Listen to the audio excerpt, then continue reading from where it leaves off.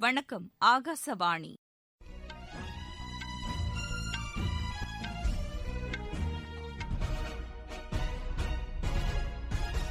செய்திகள் வாசிப்பவர் சுமதி. தலைப்புச் செய்திகள். எதிர்கால சவால்களை எதிர்கொள்வது குறித்து மக்கள் பிரதிநிதிகள் சிந்திக்க வேண்டும் என்று குடியரசு துணைத் தலைவர் திரு வெங்கையா நாயுடு வலியுறுத்தியுள்ளார். தங்க நாற்கர ரயில் பாதையில் மணிக்கு 130 கிலோமீட்டர் வேகத்தில் ரயிலை இயக்கி இந்திய ரயில்வே புதிய சாதனை படைத்துள்ளது. பறவைக் காய்ச்சலால் பாதிக்கப்பட்ட மாநிலங்களில் நோய் மேலும் பரவாமல் தடுப்பதற்கான நடவடிக்கைகளை மேற்கொள்ள மத்திய கால்நடை மற்றும் பால்வளத்துறை அறிவுறுத்தியுள்ளது. இந்தோனேஷியாவில் 62 பயணிகளுடன் புறப்பட்ட விமானம் கடலில் விழுந்து விபத்துக்குள்ளானது. இந்தியாவுக்கு எதிரான 3வது டெஸ்ட் கிரிக்கெட் போட்டியின் 2வது இன்னிங்ஸில் ஆஸ்திரேலியா அணி உணவு இடைவேளை வரை 4 விக்கெட் இழப்பிற்கு 182 ரன்களை எடுத்திருந்தது. இனி விரிவான செய்திகள். எதிர்கால சவால்களை எவ்வாறு எதிர்கொள்வது என்பது குறித்து மக்கள் பிரதிநிதிகள் சிந்திக்க வேண்டும் என்று குடியரசு துணைத் தலைவர் திரு வெங்கையா நாயுடு வலியுறுத்தியுள்ளார். கோவா தலைநகர் பனாஜியில் நடைபெற்ற சட்டமன்ற உறுப்பினர்கள் தின விழாவில் கலந்து கொண்டு பேசிய அவர், ஆளுமையின் சிறந்த வடிவமாக ஜனநாயகம் திகழ்வதாக கூறினார். ஜனநாயகம் சிறப்பாக செயல்படும் வகையில் மக்களுடன் இணைந்து செயல்படும் திறனை சட்டமன்ற உறுப்பினர்கள் பெற்றிருக்க வேண்டும் என்று அவர் வலியுறுத்தினார். சாதி, இனம் மற்றும் குற்றவாளிகளின் ஆதிக்கம் செலுத்துவது ஜனநாயகத்திற்கு ஆபத்தானது என்று அவர் எச்சரிக்கை விடுத்தார்.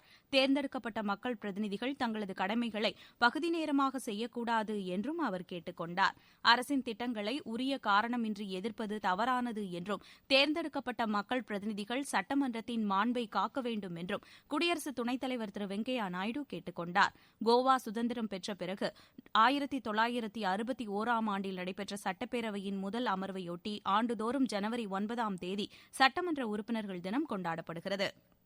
நாடு முழுவதும் கோவிட்-19க்கான தடுப்பூசி போடும் பணி இம்மாதம் 16ஆம் தேதி தொடங்கும் என்று மத்திய அரசு தெரிவித்துள்ளது.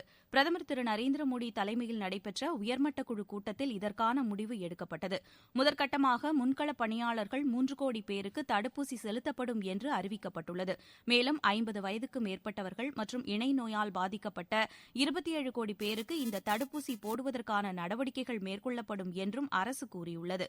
மத்திய மாநில அரசுகள், யூனியன் பிரதேச ஆகியவை தடுப்பூசி போடும் பணியில் ஒருங்கிணைந்து செயல்படுவது குறித்து நேற்று நடைபெற்ற கூட்டத்தில் பிரதமர் கேட்டறிந்தார். தடுப்பூசி போடும் திட்டத்திற்கான நிர்வாக கட்டமைப்பு சிறப்பாக உருவாக்கப்பட்டுள்ளதாக பிரதமர் பாராட்டு தெரிவித்தார். தங்க நாற்கர ரயில் பாதையில் மணிக்கு 130 கிலோமீட்டர் வேகத்தில் ரயிலை இயக்கி இந்திய ரயில்வே புதிய சாதனை படைத்துள்ளது. 1612 கிலோமீட்டர் தொலைவுக்கான ரயில் பாதையில் 1280 கிலோமீட்டர் தொலைவுக்கு ரயில்களின் வேகம் அதிகரிக்கப்பட்டுள்ளது. தெற்கு மத்திய ரயில்வேயில் சிக்னலை மேம்படுத்தும் பணிகள் நடைபெறும் விஜயவாடா முதல் துவாடா பகுதி வரை மட்டும் ரயில்களின் வேகம் அதிகரிக்கப்படவில்லை. ரயில் பாதைகளின் திறனை அதிகரிக்கும் பணிகளை உரிய முறையில் திட்டமிட்டு மேற்கொண்டதன் மூலமும் தடைகளை விரைவாக நீக்கியதன் மூலமும் இந்த சாதனை படைக்கப்பட்டுள்ளதாக ரயில்வே அமைச்சகம் தெரிவித்துள்ளது. கோவிட்-19 தொற்றினால் ஏற்பட்ட சவால்களை பயணிகளுக்கு அடுத்த கட்ட பயண அனுபவத்தை வழங்கும் வாய்ப்பாக மாற்றியுள்ளதாக ரயில்வே அமைச்சகம் தெரிவித்துள்ளது. பறவைக் காய்ச்சலால் பாதிக்கப்பட்ட மாநிலங்களில் நோய் மேலும் பரவாமல் தடுப்பதற்கான வழிகாட்டுதல்களை மத்திய கால்நடை மற்றும் பால்வளத்துறை வழங்கியுள்ளது. இதுவரை கேரளா, ராஜஸ்தான், மத்திய பிரதேசம், இமாச்சல பிரதேசம், ஹரியானா, குஜராத், உத்தரப்பிரதேசம் ஆகிய 7 மாநிலங்களில் பறவைக் காய்ச்சல் பரவியிருப்பதாக மத்திய அரசு தெரிவித்துள்ளது. சத்தீஸ்கர் மாநிலத்தின் பலோடு மாவட்டத்தில் கோழிகள் மற்றும் பறவைகள் சந்தேகத்திற்கிடமான வகையில் உயிரிழந்திருப்பதாக தகவல்கள் வந்துள்ளதாக மத்திய கால்நடைத்துறை தெரிவித்துள்ளது. தில்லியின் சஞ்சய் ஏரி பகுதியில் வாத்துகள் உயிரிழந்துள்ளதாக தகவல்கள் வந்துள்ளதாகவும் குறிப்பிடப்பட்டுள்ளது. கேரளா, ஹரியானா, இமாச்சல பிரதேசம் ஆகிய மாநிலங்களில் பாதிக்கப்பட்ட பகுதிகளை ஆய்வு செய்ய குழு அனுப்பி வைக்கப்பட்டுள்ளதாகவும் மத்திய அரசு தெரிவித்துள்ளது. நோய் பரவலை தடுக்கும் வகையில் சுகாதாரத்துறை அதிகாரிகளிடையே சிறந்த தகவல் தொடர்பு மற்றும் ஒருங்கிணைப்பை உறுதிப்படுத்த வேண்டும் என்று மாநில கால்நடைத்துறைகள் கேட்டுக் கொள்ளப்பட்டுள்ளன. நீர்நிலைகள், விலங்கியல் பூங்காக்கள், கோழிப் பண்ணைகளில் ஆய்வு செய்வதுடன் உயிரி பாதுகாப்பு நடவடிக்கைகளை உறுதிப்படுத்த வேண்டும் என்றும் மத்திய அரசு அறிவுறுத்தியுள்ளது. இமாச்சல பிரதேச மாநிலத்தின் கங்ரா மாவட்டத்தில் லேசான நில அதிர்வு ஏற்பட்டது. நேற்றிரவு 8:21 மணிக்கு ஏற்பட்ட இந்த நில அதிர்வு ரிக்டர் அளவுகோலில் 4.2 அலகுகளாக பதிவானதாக புவியியல் மையம் தெரிவித்துள்ளது. எந்தவொரு உயிரிழப்போ சேதமோ ஏற்பட்டதாக தகவல்கள் இல்லை. நீங்கள் கேட்டுக்கொண்டிருப்பது ஆகாசவாணியின் செய்தி அறிக்கை.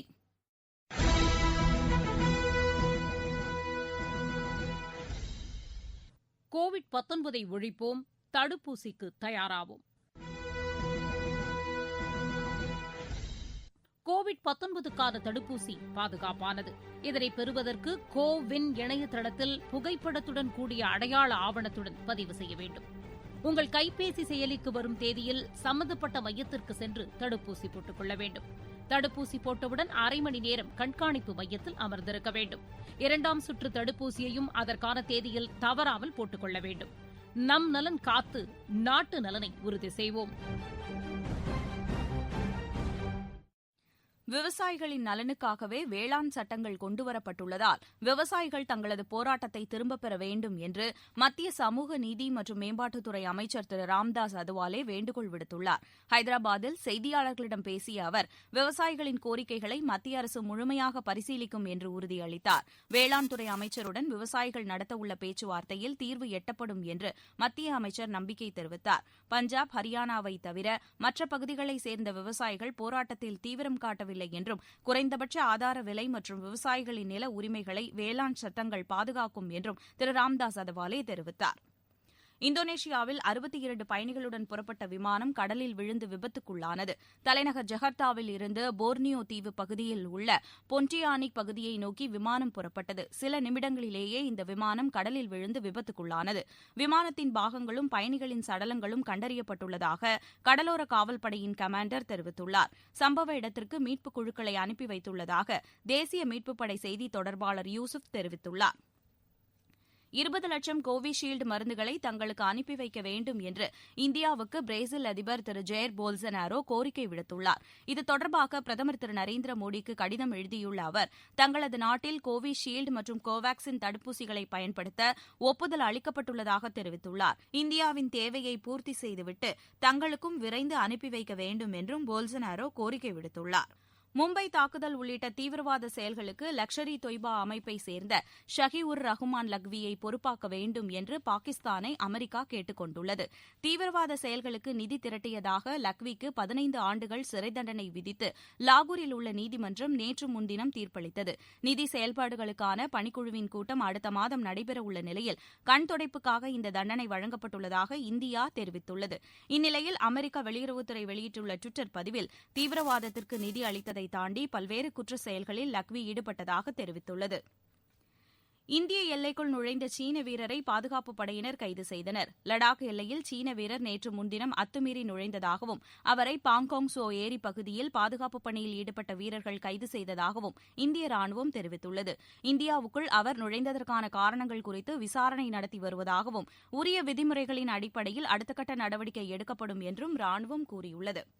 ஹைதராபாத்தை சேர்ந்த தனியார் நிறுவனம் ஒன்று வங்கிகளில் 736 கோடி ரூபாய் நிதி மோசடியில் ஈடுபட்டதாக சிபிஐ வழக்கு பதிவு செய்துள்ளது. கடந்த 2013ஆம் ஆண்டு முதல் 2018ஆம் ஆண்டு வரையிலான காலத்தில் போலியான ஆவணங்களை வழங்கி ஸ்டேட் வங்கி உள்ளிட்ட சில வங்கிகளிடம் அந்த நிறுவனம் பணத்தை பெற்றதாக குற்றம் சாட்டப்பட்டுள்ளது. இந்தியாவுக்கு எதிரான 3வது டெஸ்ட் கிரிக்கெட் போட்டியின் 2வது இன்னிங்ஸில் ஆஸ்திரேலிய அணி உணவு இடைவேளை வரை 4 விக்கெட் இழப்பிற்கு 182 ரன்னை எடுத்திருந்தது. சிட்னியில் நடைபெற்று வரும் இந்த போட்டியில் 2 விக்கெட் இழப்பிற்கு 103 ரன் என்ற ஸ்கோருடன் ஆஸ்திரேலிய அணி 4வது நாள் ஆட்டத்தை தொடர்ந்தது. சிறப்பாக ஆடிய லபுசக்னே 73 ரன்னில் ஆட்டமிழந்தார். முன்னதாக முதல் இன்னிங்ஸில் ஆஸ்திரேலியா 338 ரன்னையும் இந்தியா 244 ரன்னையும் எடுத்தன. ஐஎஸ்எல் கால்பந்து போட்டியில் ஈஸ்ட் பெங்கால் அணி பெங்களூரு அணியை 1-0 என்ற கோல் கணக்கில் வீழ்த்தியது. இன்று மாலை 5 மணிக்கு நடைபெறும் போட்டியில் சென்னையின் எஃப்சி ஒடிசா அணிகளும், இரவு 7:30 மணிக்கு நடைபெறும் போட்டியில் ஜாம்ஷெட்பூர் கேரளா பிளாஸ்டர்ஸ் அணிகளும் மோத உள்ளன. மீண்டும் தலைப்புச் செய்திகள். எதிர்கால சவால்களை எதிர்கொள்வது குறித்து மக்கள் பிரதிநிதிகள் சிந்திக்க வேண்டும் என்று குடியரசு துணைத் தலைவர் திரு வெங்கையா நாயுடு வலியுறுத்தியுள்ளார். தங்க நாற்கர ரயில் பாதையில் மணிக்கு 130 கிலோமீட்டர் வேகத்தில் ரயிலை இயக்கி இந்திய ரயில்வே புதிய சாதனை படைத்துள்ளது. பறவை காய்ச்சலால் பாதிக்கப்பட்ட மாநிலங்களில் நோய் மேலும் பரவாமல் தடுப்பதற்கான நடவடிக்கைகளை மேற்கொள்ள மத்திய கால்நடை மற்றும் பால்வளத்துறை அறிவுறுத்தியுள்ளது. இந்தோனேஷியாவில் 62 பயணிகளுடன் புறப்பட்ட விமானம் கடலில் விழுந்து விபத்துக்குள்ளானது. இந்தியாவுக்கு எதிரான 3வது டெஸ்ட் கிரிக்கெட் போட்டியின் 2வது இன்னிங்ஸில் ஆஸ்திரேலிய அணி உணவு இடைவேளை வரை 4 விக்கெட் இழப்பிற்கு 182 ரன்களை எடுத்தது. செய்தி அறிக்கை நிறைவு பெற்றது. எமது செய்திகளை உடனுக்குடன் AAR_News_Chennai என்ற ட்விட்டர் பக்கத்திலும் செய்தி தொகுப்புகளை all India radio news Chennai என்ற யூடியூப் சேனலிலும் அறிந்து கொள்ளலாம்.